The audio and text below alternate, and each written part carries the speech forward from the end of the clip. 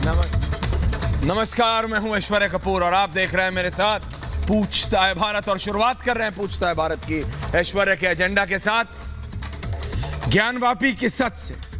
ज्ञानवापी के सच से कुछ लोगों को क्या डर लग रहा है, ये सवाल का जवाब क्या वो लोग अब खुद नहीं देना चाहिए? वो सच जिससे अभी जांचा जाना है, परखा जाना है।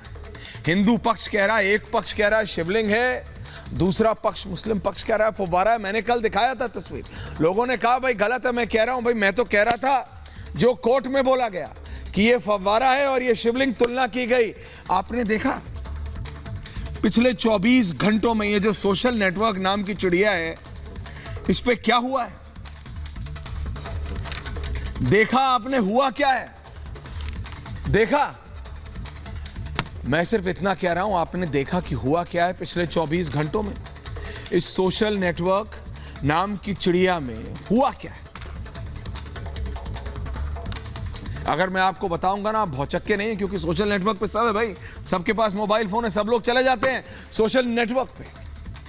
ये बहुत बढ़िया ग्राफिक बनाया, ये मैं समझाऊंगा, लेकिन पहले मैं बात करना चाहता हूं आपसे। जब अभी पैनलिस्ट आएंगे, बहस होगी, एक बात आपको याद होगा, विलायत में भाई 7 समंदर पार यूरोप में चार्ली हेब्दो कार्टून था, एक मजहब खास, एक धर्म का एक कार्टून बना दिया था, पत्रकारों को गोलियों से भून दिया गया कार्टून है? बहुत सवाल उठे थे दोनों तरफ से कि ये कैसे कर दिया, क्या कर दिया, लेकिन मार दी भाई। पिछले 24 घंटों में शिवलिंग की तुलना किससे नहीं की गई है? मैं ये कह रहा हूं, किस चीज से नहीं की गई है? दर्शकों, मैं आपसे पूछ रहा हूं। लेकिन तब भी सब शांति से चल रहा है। किस लिए? क्योंकि ये भारत है, ये हिंदुस्तान है, यहां सब भाई हिंदू मुस्लिम सिख ईसाई एक साथ रहते, यहां एक्सट्रीमिज्म ये सब नहीं चलेगा बॉस। लेकिन मैं सिर्फ बताना चाहता हूं, क्योंकि लोग कहते हैं कि देखिए ये एक्सट्रीम राइट, ये एक्सट्रीम।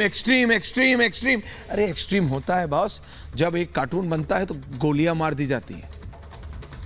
और अगर मैं बताऊं ना, जिस तरह की तुलनाएं की गई हैं, हल्की नहीं, मजाकिया नहीं, बदतमीजी से, और शिवलिंग की, भगवान शिव की, लेकिन फिर भी सब कुछ शांति से चल रहा है, क्योंकि ये भारत है, यह आपका और हमारा भारत है, यहां सब कुछ शांति से ही चलेगा।